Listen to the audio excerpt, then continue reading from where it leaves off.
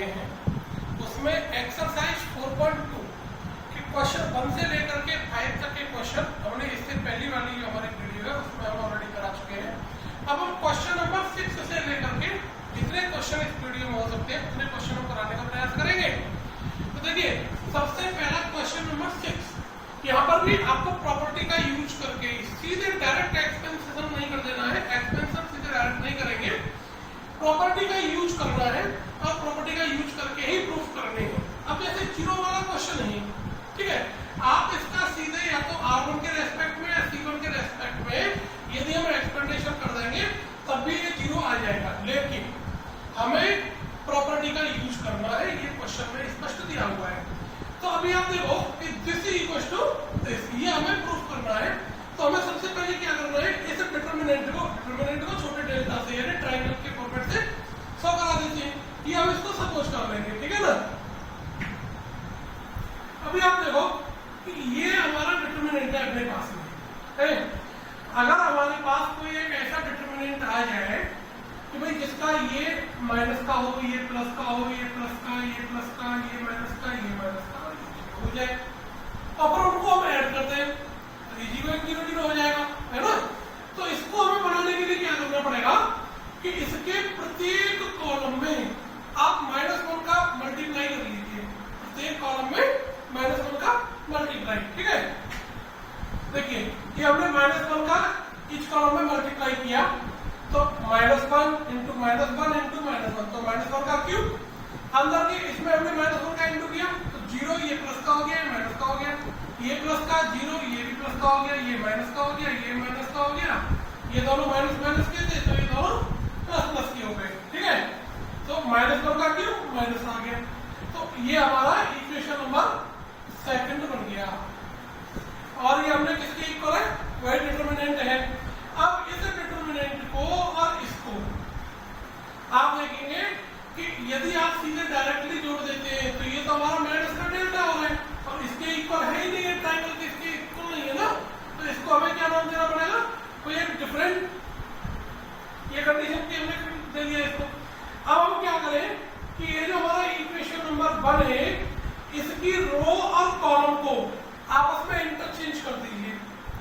Interchange जब आप कर देंगे तो देखो ये जो फर्स्ट रो है ये फर्स्ट कॉलम फर्स्ट रो बन जाएगा 0 माइनस ए बी, तो दोनों एक जैसे हो जाएंगे कि नहीं हो जाएंगे, फिर हमें आसानी रहेगी ऐड करने में, है ना, क्योंकि अब तो इसका वैल्यू चेंज हो गया ना, तो इसको हमने डेल्टा डैश नेम दे दिया। क्या नाम दे दिया, डेल्टा डैश दे दिया है, ठीक है। तो अभी आपको क्या करना पड़ेगा, इसके रो और कॉलम को इंटरचेंज करना पड़ेगा ये डेल्टा डैश को लाने के लिए, तभी तो जोड़ पाएंगे। अब यदि हम जोड़ देते हैं तो इसकी तो वैल्यू आएगी, लेकिन डेल्टा की वैल्यू तो 0 नहीं आएगी ना, या डेल्टा डैश की वैल्यू 0 नहीं आनी है, ठीक है। देखिए हमने इंटरचेंज कर दिया रो और कॉलम को, इक्वेशन नंबर 2 में रख दिया, क्योंकि हमारा डेल्टा डैश है ना, हमें बनाना क्या है डेल्टा, क्योंकि हमें डेल्टा इक्वल टू 0 लेकर के आना है, ठीक है। तो फर्स्ट रो को फर्स्ट कॉलम, सेकंड रो को सेकंड कॉलम, थर्ड रो को थर्ड कॉलम, ये बाहर वाला माइनस है। अब इस माइनस का इसके अंदर हम इंटू कर दें तो देखिए हमारा ये बन जाएगा 0, इसके चेंज करने पर ये बन गया माइनस का अंदर इंटू कर दिया, ये हमारा किसके इक्वल हो गया, डेल्टा के इक्वल, क्योंकि यही तो है हमारा डेल्टा जो है, ठीक है। तो अब इन दोनों इक्वेशंस को हम क्या करेंगे, ऐड कर देंगे, इक्वेशन 2 एंड 3 को। देखिए डेल्टा प्लस डेल्टा है ना, ये फर्स्ट एंड थर्ड को हमने ऐड कर दिया, इक्वेशन फर्स्ट एंड थर्ड को, तो डेल्टा प्लस डेल्टा 2 डेल्टा। अब देखिए 0 प्लस 0 0, माइनस का है प्लस का है 0, प्लस का भी माइनस का भी 0, ऐसे करके पूरा 0 डिटरमिनेंट हो गया, तो डेल्टा इक्वल टू हमारा क्या आ गया 0। इस प्रकार से ही हमें प्रॉपर्टी का यूज करके सॉल्व करना है। अब देखिए question number 7, prove that this determinant equals to 4a square b square c square, ठीक है। तो आप एलएचएस वाला पोर्शन को हमें लेकर के ये प्रूफ करके लेकर के आना है। कभी कभार क्या होता है किसी किसी क्वेश्चन में डायरेक्टली ये वैल्यू नहीं आती, जीरो वाले में तो आ जाती है, जनरली चांसेस जैसे हो जाती है, लेकिन नहीं भी बनते हैं तो आपको 2 3 4 स्टेप प्रॉपर्टीज का यूज करिए, उसके बाद सीधे एक्सपेक्टेशन लगा दीजिए, है ना, तो फिर वो कंडीशन आ जाती है। लेकिन एक्सपेक्टेशन शुरुआत से ही नहीं लगा देना, जहां लिखा हुआ है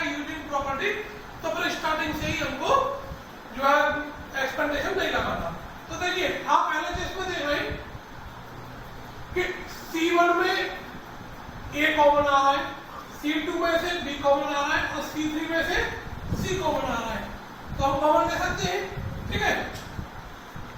देखिए हमने ABC को C1 C2 C3 में से कॉमन ले लिया, तो A स्क्वायर, तो यहाँ A बचेगा, B और ये C, ऐसे ही ये आ गया।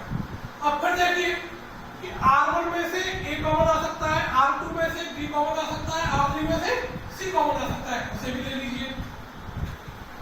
देखिए ABC R1 R2 R3 में से कॉमन लेने पर -1 1 1 1 -1 1 और ये 1 1 -1, इधर बाहर A ने कब क्या आएगा तो इनटू करके A स्क्वायर, ये B स्क्वायर और C स्क्वायर, ये हो जाएगा। अब आप चाहे तो यहाँ से सीधे चाहे तो R1 के रेस्पेक्ट में एक्सपेंडेशन या फिर C1 के रेस्पेक्ट में एक्सपेंडेशन, या फिर एक्सपेंडेशन में प्रॉब्लम है कि इसकी तीनों टर्म की वैल्यू दे रखी है तो तीनों टर्म सॉल्व करने पड़ेंगे। इसको हम और भी शॉर्टलाइज कर सकते हैं कि R1 के लिए R1 प्लस R2 कर दें, R1 के लिए R1 प्लस R2 कर दें, तो आप देखेंगे कि ये वाला जो टर्म है ये 0 हो जाएगा, है ना। तो देखो इसको और भी शॉर्टलाइज कर सकते हैं, फिर हमें केवल एक ही टर्म सॉल्व करना पड़ेगा। कैसे? देखिए मैंने क्या किया है, R1 के लिए ना करके R2 के लिए R2 plus R1 and R3 के लिए R3 प्लस R1 हम कर रहे हैं। तो देखो ये हमारी R1 है, ये R2 है और ये R3 है, ठीक है। अब हम ऐड करेंगे, तो हमने क्या रखा है R2 के लिए R1 प्लस R2, है ना। तो R1 तो हमारी एज इट इज रहेगी क्योंकि हमें R2 में तो कहीं कोई चेंजिंग करनी नहीं है, हमें R3 के लिए सॉल्यूशन करना है और R2 के लिए सॉल्व करना है, तो R1 तो हमारा नॉट चेंज, तो R1 को हम एज इट इज लिख लेंगे अभी, है ना। देखिए R1 लिख लिया, अब ऐड करिए तो -1 + 1 0, 1 + -1 0, 1 + 1, ऐसे ही R3 के लिए ऐड कर दो 0, 1 + 1 2 और ये 0, ऐसे करके हो गया। अब आपके पास C1 का केवल एक टर्म है ना, बाकी के तो 0, तो आपको केवल एक ही सॉल्व करना पड़ेगा। तो हमें क्या करना है कि C1 के लिए इसका रेस्पेक्ट में जो इसका एक्सपेंडेशन कर देंगे, ठीक है। देखिए हमने C1 के रेस्पेक्ट में एक्सपेंडेशन कर दिया, तो C1 के लिए ये फर्स्ट वाला टर्म क्लोज हो जाएगा, ये इसके लिए, ठीक है ना। अब माइनस का 1, तो ये बचेगा 0 2 2 0, ये इसका वैल्यू बच गया। अब इसे हमने सॉल्व कर लिया, तो क्या आएगा 4। ये मैंने बाकी के क्यों नहीं लिया, क्योंकि जब इनका इनटू करेंगे तो बाकी के सारे टर्म 0 हो जाएंगे। तो ये इसका ऐसे करके हम प्रॉपर्टी का यूज करके सॉल्व कर सकते हैं, और लास्ट टाइम पर ही हमने केवल एक्सपेंडेशन इसमें किया है। अब देखो जो क्वेश्चन नंबर 8 का जो फर्स्ट वाला पार्ट है, दिस इक्वल टू दिस, ये हमें प्रूव करना है। बहुत सिंपल सी, आपके दिमाग में क्वेश्चन पढ़ते ही जो इक्वल टू में दे रखा है इसके अकॉर्डिंग हम प्रॉपर्टीज का यूज करेंगे यहाँ पर, ठीक है। पहले केस में देखो हमें क्या लाना है, A माइनस B लाना है, तो A माइनस B हमारा कब बन सकता है, जब R1 में से R2 को माइनस कर दें। B माइनस C कब बन सकता है, जब R2 में से R3 को माइनस कर दें। सीधा सा फॉर्मेट है। तो हम क्या करेंगे, R1 के लिए R1 माइनस R2, तो हमारा R1 चेंज हो जाएगा, फिर R2 के लिए R2 माइनस R3, ऐसे करके हम कर सकते हैं। देखिए माइनस होने के बाद आपका ये आ गया। अब आपको क्या करना है कि R1 में से आप देखो इसके जो फैक्टर बनेंगे A square minus B square के A minus B A plus B बन जाएंगे, इसके factor B minus C B plus C, तो R1 में से A माइनस B कॉमन आ जाएगा, R2 में से B माइनस C कॉमन आ जाएगा हमारा, ठीक है ना। तो आप कॉमन ले सकते हैं। देखिए हमने कॉमन ले लिया, अब ये आपके पास बच गया। अब आपको क्या होना है, C माइनस A लेकर के आना है। तो हमारा देखो C माइनस A कैसे बन सकता है वो देख लीजिएगा। आप केवल इन दो में कंडीशन देखिए कि यदि हम R2 के लिए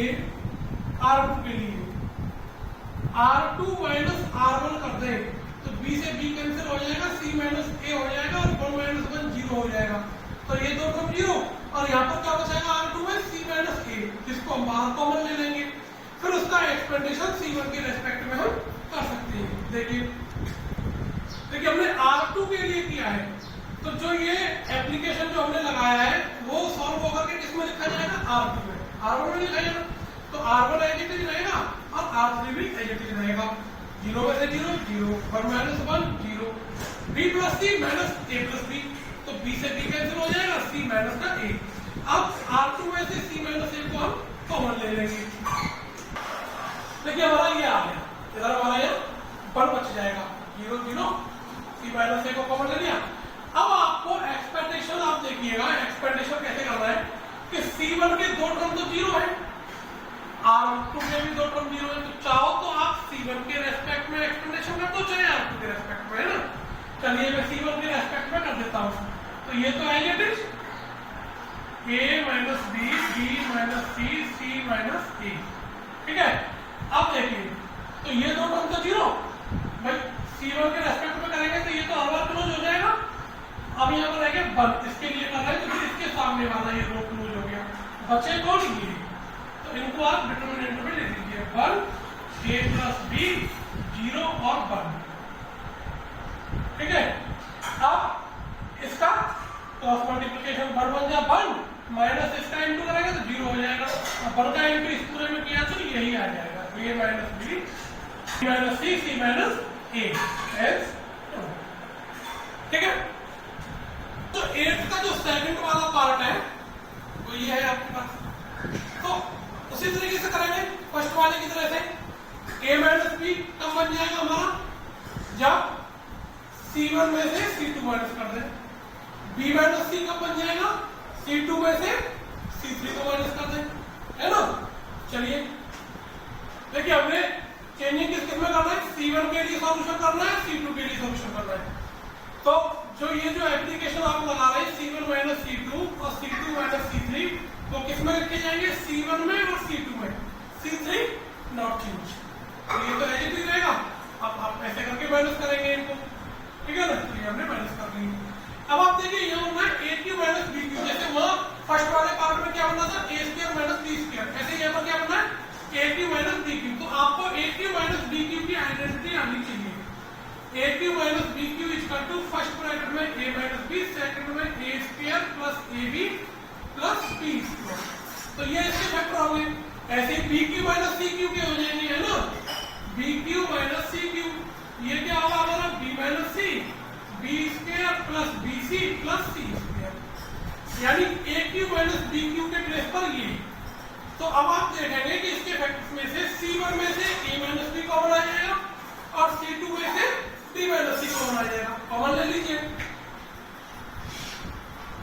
देखिए ये हमारा आ गया। अब आप उनको क्या लेकर के आना है, पहले c माइनस a लाना है, तो वही प्रोसेस आप देखिए c माइनस a के लिए अगर हम c2 में से c1 को माइनस कर दें तो b स्क्वायर कैंसिल हो जाएगा, यहाँ बचेगा c square minus a square, और इसमें से b कॉमन लेकर के c माइनस a, तो प्रभाव c माइनस a की कंडीशन भी बन जाएगी, वही करेंगे।